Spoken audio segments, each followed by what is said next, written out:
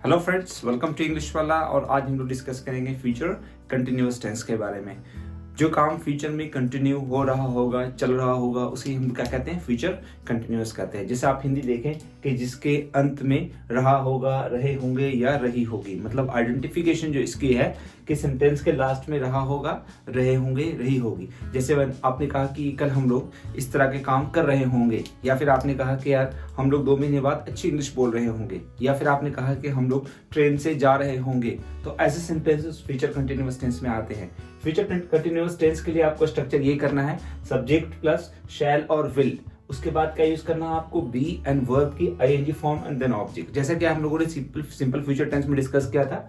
Simple future में जो पीछे में डिस्कस किया था, वहां पे सब्जेक्ट के बाद शैल विल था और वर्ब की फर्स्ट फॉर्म। एक चीज मार्केबल है फ्रेंड्स, जितने भी फ्यूचर टेंस है, चाहे वो सिंपल फ्यूचर हो, फ्यूचर कंटिन्यूअस हो, फ्यूचर परफेक्ट टेंस हो या फ्यूचर परफेक्ट कंटिन्यूअस हो, सभी फ्यूचर टेंसेस में शैल विल का होना मस्ट है। मतलब हेल्पिंग ऑफ शैल विल होगा। उसके बाद आगे जो चेंजेस बदलाव होंगे वो हमें लर्न करना है। मतलब इतनी चीजें तो फिक्स हैं कि सब्जेक्ट के बाद शैल और विल रहना ही रहना है, जो भी फ्यूचर टेंस की बात करें। फिर उसके आगे चेंजेस होंगे। जैसे आपने लास्ट टाइम में सिंपल फ्यूचर किया था, तो सब्जेक्ट के बाद शैल विल के बाद वर्ब की फर्स्ट फॉर्म हो गई थी।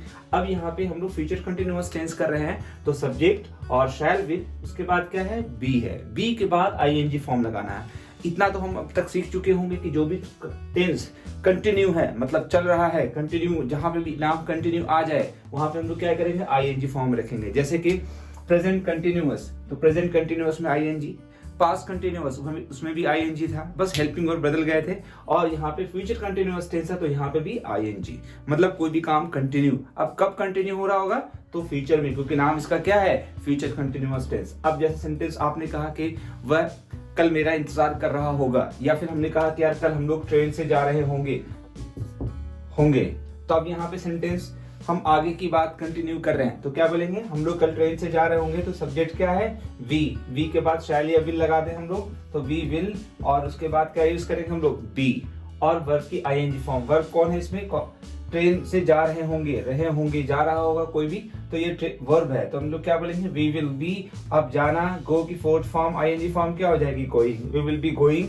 अब टुमारो, अगर आप बाद में ऐड करना चाहें या अभी ऐड करना चाहें, will be going tomorrow train से, तो आगे सेंटेंस क्या लगा देंगे? By train. कल हम लोग ट्रेन से जा रहे होंगे, कल हम लोग ट्रेन में बैठे होंगे, कल हम लोग ट्रेन से सफर कर रहे होंगे। तब भी आप सेंटेंस ऐसे ही कुछ बोलेंगे, वी विल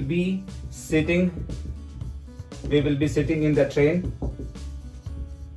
टुमारो। इस वक्त, इस समय, तो आप आगे सेंटेंस लगा सकते हैं एट दिस टाइम।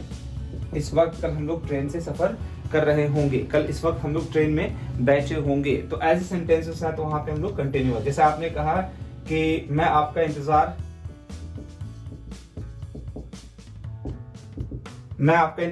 कर रहा हूंगा, तो अब इसकी इंग्लिश क्या बोलेंगे हम लोग? मैं आपका इंतजार कर रहा हूंगा, तो आई, और आई के साथ विल, और विल के बाद क्या यूज करना है? Be, I will be. और वर्ब की आईएनजी फॉर्म, तो वर्ब कौन है? इंतजार करना, तो वेट की फोर्थ फॉर्म क्या हो जाएगी? Waiting. I will be waiting for you. मैं आपका इंतजार कर रहा हूंगा।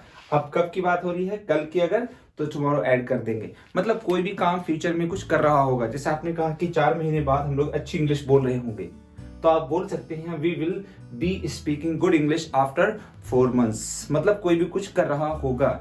नेगेटिव करना है तो शैल विल के बाद नॉट ऐड कर देना है। बहुत सिंपल है। जैसे आपने कहा कि कल हम लोग आपका इंतजार नहीं कर रहे होंगे, या फिर आपने कहा कि वह आपके बारे में कल बात नहीं कर रहा होगा, कोई दूसरी टॉपिक पे बात कर रहा होगा, कल हम लोग टेंस नहीं पढ़ रहे होंगे, कुछ भी सेंटेंस हो, तो आप क्या बोलेंगे? वी विल, और उसके बाद नॉट ऐड कर देना। वी विल नॉट बी से पहले नॉट लगाना है।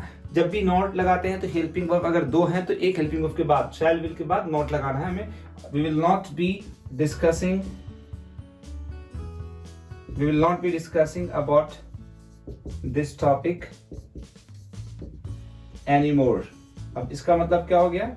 We will not be discussing about this topic anymore। अब और हम लोग इस टॉपिक के बारे में बात नहीं कर रहे होंगे, तो वहां पे नेगेटिव यूज करेंगे, नॉट यूज करेंगे। जैसे आपने कहा कि कल हम लोग ऐसा नहीं कर रहे होंगे, या फिर कल भी हम लोग लेट तक नहीं सो रहे होंगे, तो वहां पे शैल विल के बाद नॉट और बी।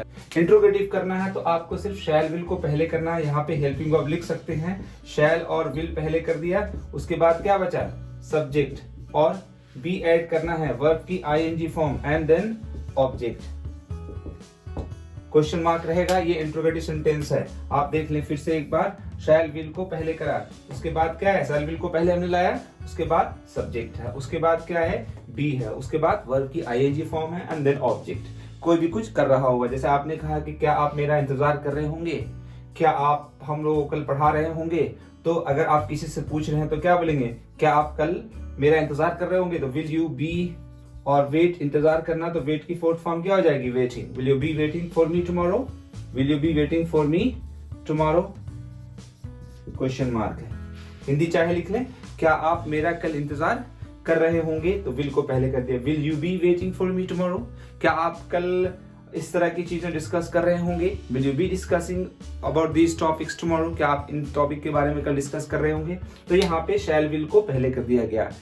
इंट्रोगेटिव अगर है, इसमें WH वर्ड्स ऐड करना चाह रहे हैं तो WH वर्ड्स आप ऐड कर दें, और फिर इसके बाद ये सारे स्ट्रक्चर्स रहेंगे जैसे हैं। जैसे आपने कहा कि कल आप क्या कर रहे होंगे, क्या कल आप क्या कर रहे होंगे, तो व्हाट यूज कर देंगे। और आपसे पूछ रहे सब्जेक्ट कौन है, आप हैं, तो यू के पहले क्या लगा देंगे, विल, व्हाट विल यू, और बी ऐड करना है, what will you be doing, what will you be doing tomorrow, कल आप क्या कर रहे होंगे।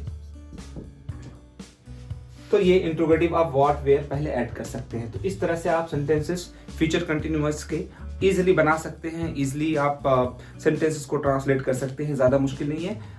इसी तरीके से आप आगे प्रैक्टिस करते रहें और देखते रहें। Keep watching, keep learning and have a great day ahead.